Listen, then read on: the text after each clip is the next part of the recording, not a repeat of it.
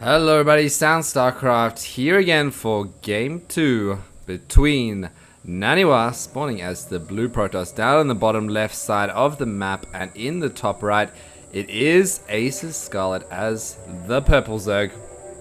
Now this is Game 2 from IPL5, which stands for the International Pro League, which was a sweet tournament held in Las Vegas a couple of weeks ago. With all the best players, as it was held at the same time as the GSL. And a lot of the top players, the big name players, like, I don't know, DRG, Nesty, blah, blah, blah, they didn't actually do too well in the GSL, like everyone would have expected them to. But they still played a bunch of games in the IPL, so it's a really cool tournament to see. Everyone duking it out. But yeah, this is going to be game 2 between these two badass players. Naniwa, he is Swedish, but he's pretty much Korean at the moment. He's living in the GOM TV household in Korea. Apparently he's had a fair amount of controversy in the past. He's going to drop down that gateway at 13, interestingly enough, because he's been, apparently he's a bit of a douche, just in general. I don't know how true that is. That's just what I've read online. Spawning pool going down there for Scarlett around 13 as well. Apparently he used to cheese a lot because he didn't have a lot of confidence in his playstyle. But hey, he doesn't do that anymore. As game 1, he definitely didn't cheese. You can check that out if you want. It's also on my channel, youtube.com/StarCraft. And if you guys want to subscribe, I will love you forever. Double gas going down for Naniwa at 17, just after that pylon. So this is a pretty sick build. I like to try and do this on ladder, but I'm pretty terrible at it. And there goes the hatch for Scarlett. Interesting enough, going spawning pool first. Probably more typical build, but I guess it's not the greediest build. It's a bit safer. Naniwa hasn't done any scouting yet, I do believe. So he's just kind of content. He's probably done this build a million times before, using all his chrono on his probes and just getting out the zealot. And this overlord is going to be coming in, seeing what's going down, make sure that there's no cheese. And here comes a few linglings, but the zealot will be done in time to deal with that. So yeah, game 1 was pretty sick. I actually don't remember, because I did it quite a while ago, who won that game. It actually turned out to be one of the most popular games on my channel, so I guess the fans dig Naniwa or Scarlett. Scarlett is the only female pro female StarCraft 2 player that I've ever casted. I don't really know how many are out there. I'm sure there are a few, but you know, there's a lot more men. Let's just face it. I mean, my demographic is like 96 to 100% male, so yeah. Chicks do not dig list StarCraft, but chicks dig nerds. That is a fact of life. And these lings are going to be content, not probing in there, taking on that zealot. Although Scarlett has already seen what she wants to do, so she's just going to save those lings for now. I'd be interested to see if she goes for a super early third hatch, which a lot of players have been doing. She does already have a gas though. So, oh no, she is. She's dropping that hatch around 5 minutes. And Naniwa has no idea that that is happening, as he just lost his probe. But there goes his Nexus. So both players playing pretty heavy macro style so far. No surprises there, as this is kind of what happens in the pro matchups. And you might be thinking, you know, James, when I do these kind of builds on ladder, you know, I just get completely owned. Like, if I don't forge fast expand when I'm playing against Zerg, I just get, like, you know, ling rushed, and it's GG by the 4-minute mark or something like that.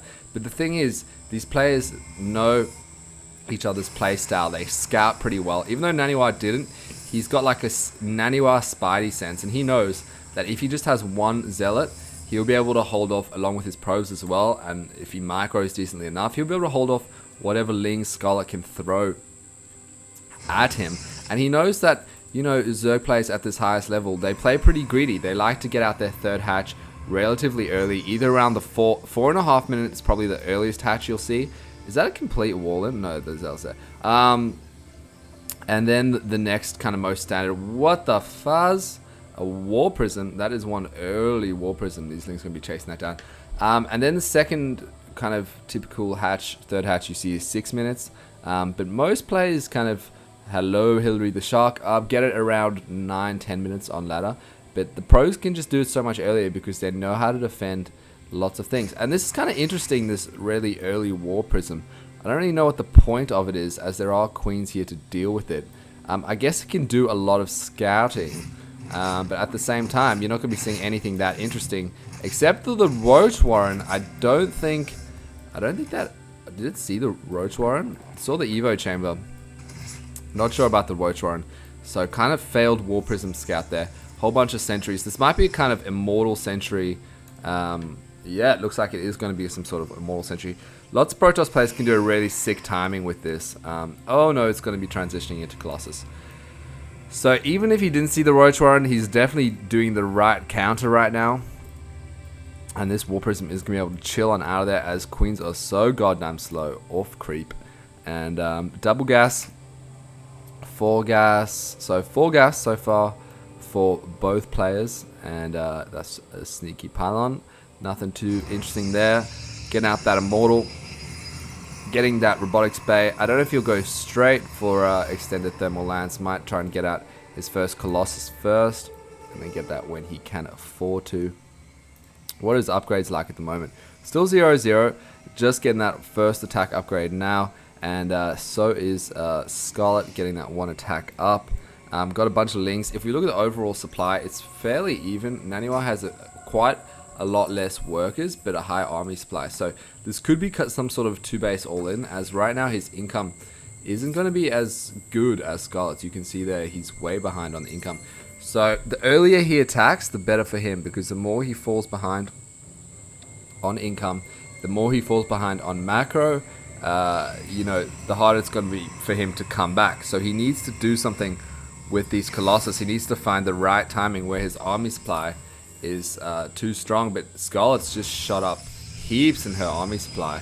So Naniwa is going to have to use some sweet ass force fields or something if he wants to survive here. He's bringing in that War Prism so he can warp in backup units, but so far he's only got 1 Colossus. Usually you see TOS players going in after 2 Colossi, sorry.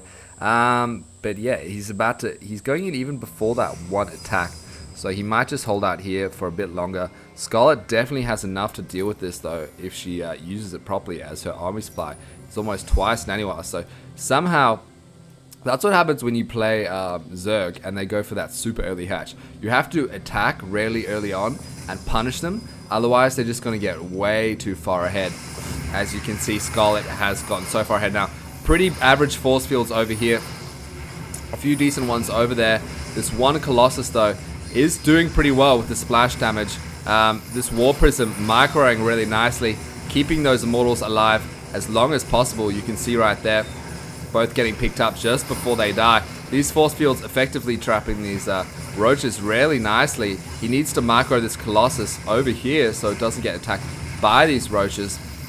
Moves it on now. More force fields, and these Immortals have been doing so well.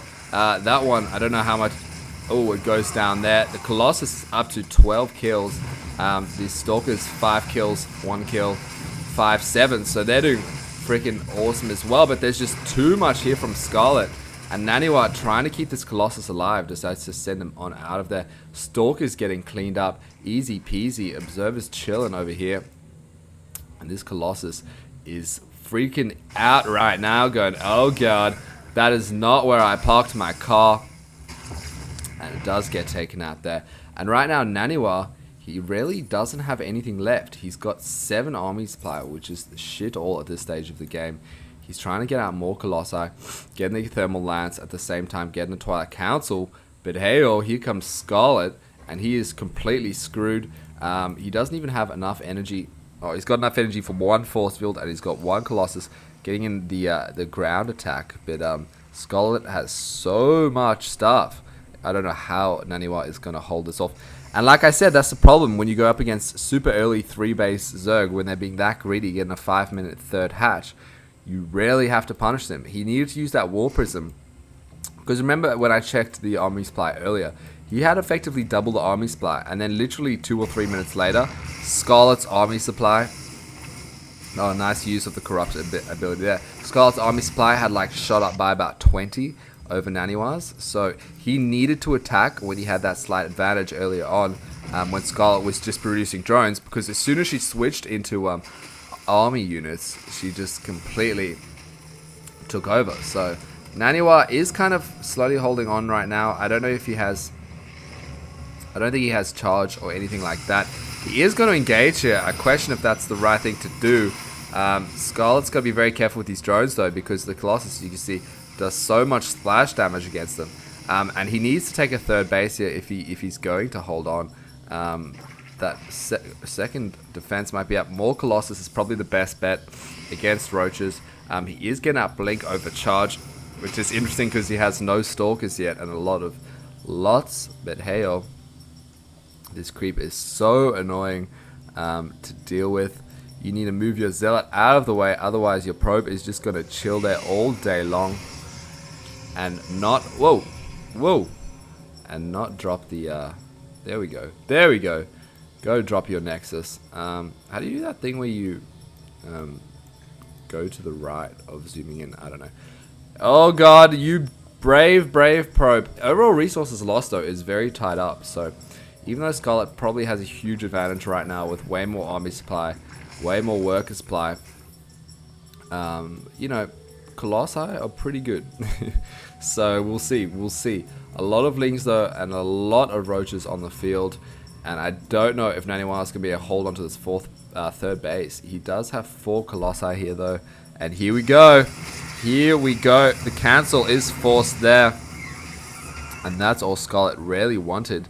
So Naniwa needs to get ready to utilize this choke point here with that splash damage from the Colossi as much as he can. But Scarlett is just fallen so far ahead in the income as Naniwa has not been able to get up that third base. He needs some third base Viagra, man. You know what I'm talking about. You silly one-eyed shark. But yeah, more Colossi. Getting on another War Prism. Greatest Spire on the way for Scarlett. So I feel like once she gets out of Broodlords, that is going to be GG, man. Because Naniwa does not have enough Stalkers to deal with that. And Corruptor's already on the way for these Colossi. But if he can move in before the Corruptors pop out, don't underestimate Colossi with the Thermal Lance. They do a lot of freaking damage against what Scarlett has. She does have Infestors here. Oh god, no, she has the Corruptors. So this is going to be tricky for Naniwa. He needs to micro like a god right now. Force field's going down. You can see the attack command on the Colossi. One falls. Second one getting honed down. Oh god. It does fall there. Only 3 Colossi left. Third one is getting honed down. There are so many Corruptors here to deal with that. The Stalkers are trying to take them out, but there's just not enough here. And these Infested Terrans, man, they are so OP. And freaking Infestors, thank god they got nerfed in Hoths, man, because they're just too good in Wings of Liberty. And I know this probably isn't the time to have a balanced discussion, but Infestors just piss me off because they are so goddamn good. Once you have Infestors on the field, it's just GG, and there you have it.